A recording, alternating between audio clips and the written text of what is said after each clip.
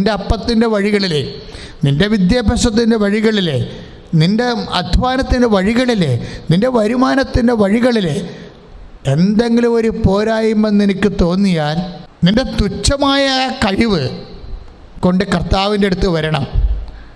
ചില ആൾക്കാർക്ക് ഓർമ്മശക്തിയുണ്ട്, പക്ഷേ എഴുതുമ്പോൾ തെറ്റിപ്പോവും.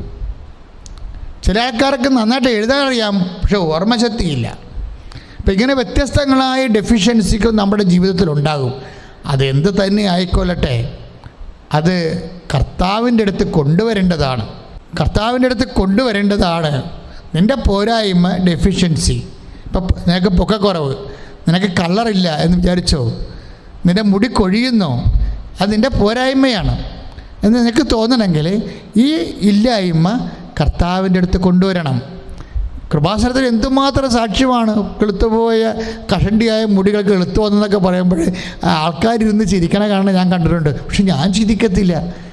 എൻ്റെ കർത്താവ് അങ്ങനെയൊക്കെ ചെയ്യുന്ന ആളാണെന്ന് എനിക്ക് നല്ലവണ്ണം അറിയാമേ.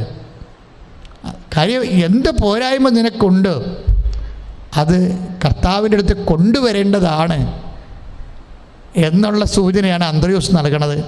അത് തന്നെയാണ് ഈ അഞ്ചപ്പത്തിൻ്റെ കഥയെന്ന് പറയണത്. അഞ്ചപ്പത്തിൻ്റെ കഥ വെച്ചുകൊണ്ട് നമ്മൾ വേണമെങ്കിൽ ഹോട്ടൽ നടത്താൻ പറ്റും. പക്ഷെ അതിനേക്കാളുപരി വചനം കൊടുക്കാൻ കഴിയണം. നമുക്ക് വചനം കൊടുക്കാൻ കഴിയണമെന്ന് വെച്ചാൽ കർത്താവിനെ കൊടുക്കാൻ കഴിയണം. ദൈവത്തിൻ്റെ വചനത്തിന് അനന്ത സാധ്യതകളിൽ വിശ്വസിച്ചുകൊണ്ട് 10,000 ദൈവത്തിനെ അറിയാൻ കഴിയണം. വചനം അറിയാതെ, വചനത്തിലുള്ള ദൈവത്തിന് മനസ്സറിയാതെ വേറെ എന്ത് ചെപ്പടി വിദ്യ കാണിച്ചെങ്കിലും കണ്ണിപ്പൊടി ഇടാവുന്നല്ലാതെ ഒരു കഥയുമില്ല.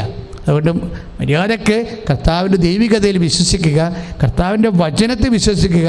നിൻ്റെ തുച്ഛമായ സാധ്യതകളെ കർത്താവിൻ്റെ അടുത്ത് കൊണ്ടുവന്നിട്ട് വിശ്വാസത്തോടെ പ്രാർത്ഥിക്കുക. ദൈവം നിന്നെ അനുഗ്രഹിക്കും. Praise the Lord.